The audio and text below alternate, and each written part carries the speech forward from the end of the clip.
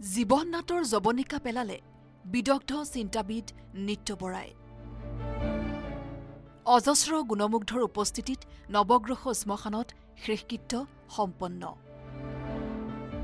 বুধবাৰে দেহাৱসান ঘটিল বিশিষ্ট নিবন্ধকাৰ, সমালোচক তথা বিশিষ্ট সাংবাদিক, সাহিত্যিক নিত্য বৰাৰ। বুধবাৰে দিনৰ 2:30 যোৰহাটৰ এখন ব্যক্তিগত হাস্পতালত শেষ নিশ্বাস ত্যাগ কৰা বুদ্ধি প্ৰবৰগৰাকীৰ শেষ ইচ্ছা অনুসৰি গুৱাহাটীতে সম্পন্ন কৰা হয় শেষকৃত্য। অগণন গুণমুগ্ধৰ উপস্থিতিত মুখাগ্নি কৰে তেওঁৰ কন্যাই। জ্যেষ্ঠ সাংবাদিকগৰাকীৰ মৃত্যুত শোক ব্যক্ত কৰিলে বুদ্ধিজীৱী ডক্টৰ হীৰেন গোহাঁইও। বহু দশকৰ সহযোগী সহকৰ্মী বন্ধু আছে।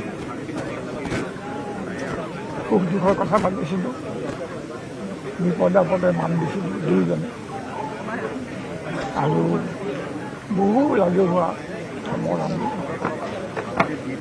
সতীৰ্থ আছিল। ৰাজ্যৰ এখন আগশাৰীৰ দৈনিক কাকতৰ সম্পাদক হিচাপে কাৰ্যনিৰ্বাহ কৰি সমাজক গতিশীল কৰি তোলাৰ ক্ষেত্ৰত এক অনন্য ভূমিকা গ্ৰহণ কৰি আহিছিল। বুধবাৰে তেওঁৰ নশ্বৰ দেহ গুৱাহাটীৰ বাসগৃহলৈ অনাৰ পিছত তেওঁৰ একালৰ নিয়োজক প্ৰতিষ্ঠানৰ লগতে গুৱাহাটী প্ৰেছ ক্লাবেও অন্তিম শ্ৰদ্ধা জ্ঞাপন কৰে। গুৱাহাটী প্ৰেছ ক্লাবে প্ৰবীণ সাংবাদিক আৰু অসমৰ বৈদিক জগতৰ এগৰাকী পুৰোধা ব্যক্তি নিত্য বৰাদেৱৰ দেহাৱসানত আমি মৰ্মাহত হৈছোঁ। আমি ভগৱানৰ ওচৰত প্ৰাৰ্থনা জনাইছোঁ, তেখেতৰ বিদেহ আত্মাই চিৰশান্তি লাভ কৰক, স্বৰ্গত বাস কৰক। আনহাতে গুৱাহাটী জিলা প্ৰশাসনেও বিশিষ্ট সাংবাদিকগৰাকীলৈ যাচে শ্ৰদ্ধাঞ্জলি। আজি ডিষ্ট্ৰিক্ট এডমিনিষ্ট্ৰেশ্যনৰ ফালৰ পৰা মই ADC আৰু আমাৰ এখেত এছিষ্টেণ্ট কমিশ্যনাৰ আমি দুগৰাকী ইয়াত আহি হাজিৰ হৈছোঁ। তেখেতৰ বিদেহী আত্মাৰ আমি চিৰশান্তি কামনা কৰিছোঁ, লগতে পৰিয়ালৰ আটাইলে সমবেদনা আমি জ্ঞাপন কৰিছোঁ।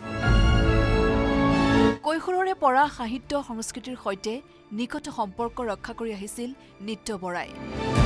ছাত্ৰাৱস্থাতে তেতিয়াৰ জনপ্ৰিয় আলোচনীসমূহত নিয়মীয়াকৈ লিখা মেলা কৰাৰ লগতে কলকাতাৰ পৰা প্ৰকাশিত কেইবাখনো ক্ষুদ্ৰ আলোচনীৰ সৈতে জড়িত আছিল নিত্য বৰা। ছচিঅ' পলিটিকেল নামৰ এখন আলোচনী জন্ম দি তেওঁ সেই আলোচনীৰ সম্পাদকো হৈছিল। নিত্য বৰাদেৱে এনে এখন মঞ্চ দিছিল, যি মঞ্চত আৱেগিক আস্ফালনৰ জৰিয়তে নহয়, যুক্তিপূৰ্ণ তথ্যৰে সৈতে মানুহে আহি বিভিন্ন লেখক লেখিকা যি আজি প্ৰতিষ্ঠিত সমাজত সেই সাম্প্ৰতিক সাময়িকীৰ জৰিয়তে তেওঁলোকে মনৰ ভাৱ ব্যক্ত কৰিব পাৰিছিল। সাম্প্ৰতিক সাময়িকী মই ভাবোঁ অসমৰ সংবাদ জগতৰ ক্ষেত্ৰত সোণালী আখৰেৰে লিখি থাকিব পৰা এটা অধ্যায়, আৰু তাৰ বাবে নিত্য বৰাদেৱ আচলতে অসমৰ মানুহৰ আৰু বৈদ্যুতিক জীৱনৰ লগত জড়িত থকা প্ৰতিগৰাকী মানুহেই তেওঁৰ প্ৰতি কৃতজ্ঞ হৈ থকা উচিত।